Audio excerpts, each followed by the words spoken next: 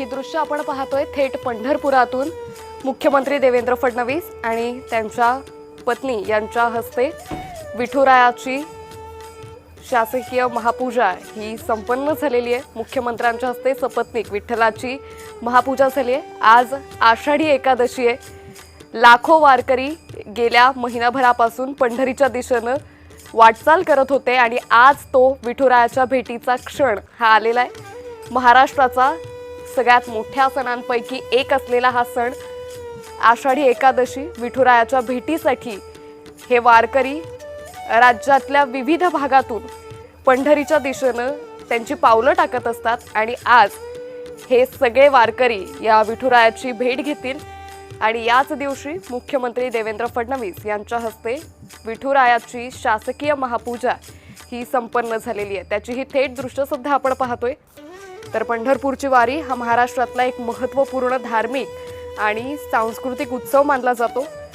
या वारीत लाखोंच्या संख्येने वारकरी सहभागी होऊन विठ्ठल माऊलीच्या नामाचा गजर करत त्यांच्या भक्तीत लीन होत पंढरीच्या दिशेने वाटचाल करत असतात।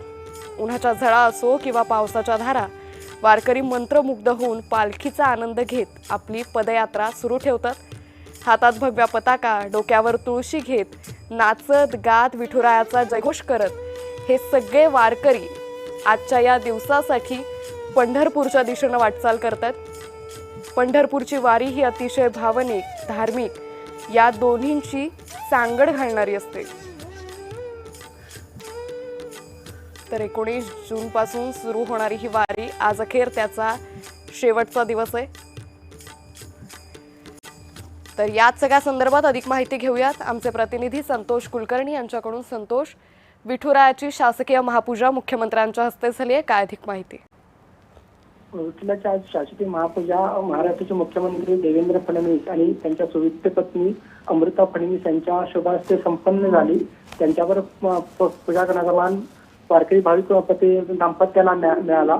यावेळी मुख्यमंत्र्यांनी महाराष्ट्रात पाऊस चांगला पडू दे, अनिल संकट दूर होऊ दे, शेतकरी राजा बळीराजा सुखी होऊ दे अशा प्रकारची मागणी साकडे देवाला घातलं। आणि त्याचबरोबर एक महत्वाची गोष्ट मुख्यमंत्र्यांनी सांगितली की दिवसेंदिवस पंढरपूरला येणाऱ्या भाविकांची संख्या वाढत चाललेली आहे आणि येणाऱ्या भाविकांना सुख सोयी सुविधा मिळणं पण गरजेचं आहे आणि त्यामुळे पंढरपूर कॉरिडॉर केला जाईल। जो गेले 2-3 वर्ष हा विषय इथं पंढरपूर प्रामुख्याने चर्चेचा विषय झालेला आहे, पण आज मुख्यमंत्र्यांनी तो विषय स्पष्ट केलेला आहे की पंढरपूर कॉरिडॉर होणार। मात्र कॉरिडॉर होत असताना सर्व स्थानिक नागरिकांना, व्यापाऱ्यांना विश्वासात घेऊन त्यांचं पुनर्वसन करून कॉरिडॉर केला जाईल आणि पंढरपूरला नाव जागतिक स्तरावर जाण्यासाठी येणाऱ्या भाविकांना सुविधा देण्यासाठी हे होणं गरजेचं आहे। ही वास्तवता स्थानिकांनी आणि भाविकांनी आणि व्यापाऱ्यांनी लक्षात घ्या अशा प्रकारचं आवाहनही मुख्यमंत्र्यांनी केलं। आणि त्याचबरोबर राज्यात सुख समृद्धी नांदू दे, राज्याचा विकास होऊ दे आणि उत्तम काम माहितीच्या सरकारच्या हातून होऊ दे अशा प्रकारच्या ही भावना मुख्यमंत्र्यांनी विठ्ठलच्यांनी आज व्यक्त केल्या। अंकिता, निश्चित आज पंढरपूरमध्ये साधारण किती वारकरी यावेळी उपस्थित आहे आणि दर्शनाच्या वेळी कुठल्याही प्रकारे गैरसोय होऊ नये या वारकऱ्यांची, यासाठी कशा पद्धतीने प्रशासनाकडून काळजी घेण्यात आली आहे?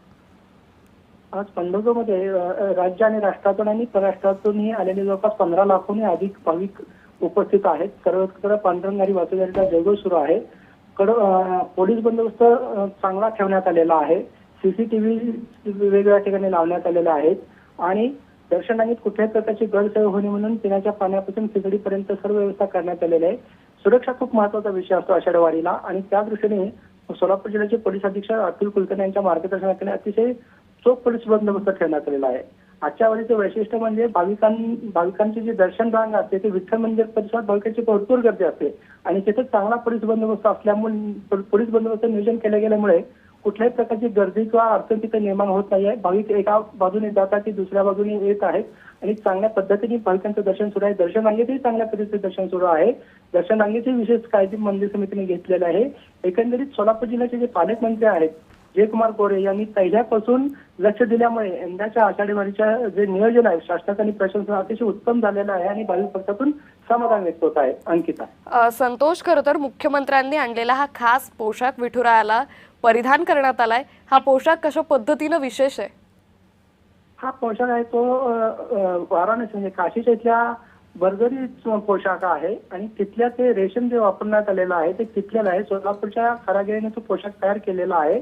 बाजूबंदी असतील, विठ्ठलाचा जो पोशाख आहे आणि माता रुक्मिणीला येवल्यावरून खास पैठणी पाठवून देण्यात आलेले आहे. आणि असे ते उत्तम पोशाख आहे आणि हा पोशाख आज प्रदान केला गेल्यामुळे महाराष्ट्राच्या जनतेच्या वतीने मुख्यमंत्री हा पोशाख विठ्ठल रुक्मिणीने अर्पण केला आणि आज तोच पोशाख विठ्ठल रुक्मिणीला परिधान केला गेल्यामुळे विठ्ठल रुक्मिणीचं रूप खूप मनमोहक दिसत आहे आणि ते मनमोहक रूप पाहून भाविक भक्त एक समाधान व्यक्त करत आहेत आणि आज दिवसभर हा पोशाख विठ्ठल रुक्मिणीच्या अंगावर राहणार आहे. तो प्रदान केलेला पोशाख तसाच राहणार आहे आणि भाविक भक्तांना एक चांगला समाधानचं त्या रूप पाहताना विठ्ठल रुक्मिणीचा मिळत आहे. अंकिता, संतोष, खरं तर सगळ्यांचंच लक्ष असतं ते म्हणजे मुख्यमंत्र्यांसोबत या पूजेचा मान नेमका कोणाला मिळणार, कोण याचे मानकरी असणार. यंदाचे मुख्यमंत्र्यांसोबत ही पूजा करण्याचा मान नेमका कोणाला मिळालाय? धाराशिव जिल्ह्यातील त्या दाम्पत्याला हा मान मिळालेला आहे. ते गेले अनेक वर्ष ते दाम्पत्य इथं वारी करत आहे आणि 70 वर्ष आहेत त्यांचं त्या जे मिळाले आहेत पुरुष त्यांचं वय 70 आणि त्यांच्या पत्नीचं वय 68 आहे आणि त्या दाम्पत्याला मान मिळालेला आहे. आणि आम्ही अनेक वर्ष वारी करत होतो आणि आम्हाला असं वाटलं नव्हतं की आम्हाला मुख्यमंत्र्यांच्या समेत पूजा करायचा मान मिळेल. आयुष्यात आता काही नको आहे आम्हाला.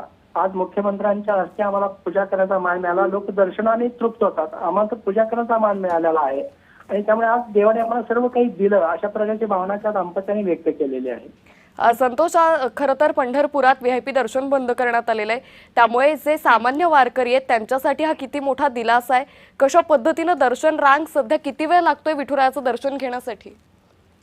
एक गोष्ट तिथं आवर्जून सांगू इच्छितो की महाराष्ट्राच्या मुख्यमंत्र्यांनी जो निर्णय घेतला की VIP दर्शनाचा, त्याचं सर्व स्तरातून स्वागत झालेलं आहे. उल्लेखनीय म्हणजे मुख्यमंत्र्यांनी जे पक्षाचे पदाधिकारी कार्यकर्त्यांची गर्दी असते एकादशी दिवशी मंदिरात, ते पूर्णपणे त्याला फाटा दिलेला आहे. आज आपण पाहत असाल तर मंदिरात फक्त मुख्यमंत्री, सोलापूर जिल्ह्यात पालकमंत्री जयकुमार गोरे आणि ठराविकच लोक होते. पदाधिकारी कार्यकर्त्यांच्या जी गर्दी असते त्या गर्दीला मुख्यमंत्र्यांनी फाटा दिल्यामुळे सर्व स्तरातून समाधान व्यक्त होत आहे. भाविक भक्तही समाधान व्यक्त करत आहे आणि आता दर्शनांग आहे ते जवळपास 7-5 किलोमीटर पर्यंत गेलेले आहे आणि दर्शनाला कमीत कमी 20 ते 25 तासाचा कालावधी आता लागत आहे सध्या. अंकिता, संतोष, खरं तर गेल्या महिनाभरात राज्याच्या विविध भागातून हे वारकरी याच दिवशीची वाट बघत असतात, विठुरायाच्या भेटीची वाट बघत असतात. यंदाचा हा वारी सोहळा नेमका कशा पद्धतीनं खास होता आणि या वारकऱ्यांच्या आज नेमक्या भावना कशा आहेत? वारकरी संप्रदाय भाविक भक्तांच्या जीवनात आषाढी वारीला अनन्यसाधारण महत्व आहे. कारण आषाढी कार्तिकी विसरू नका मग सांगत असे गुज पांडुरंग. जसं कोणतं पांडुरंगाने सांगितलेलं आहे भाविकांना की तुम्ही आषाढी आणि कार्तिकीला मला विसरू नका. त्यामुळे भाविक जसे भगवंताच्या भेटीची ओढ असते तशी भगवंतालाही भक्तांच्या भेटीची ओढ लागलेली असते आणि त्यामुळे भाविक भगवंताला भेटतात तर भगवंतही खूप आनंदित होतात, देवही खूप आनंदित होतो आणि भाविक पण खूप आनंदित होतं. भाविकांच्या मनात एक एक संकट घर करून होतं.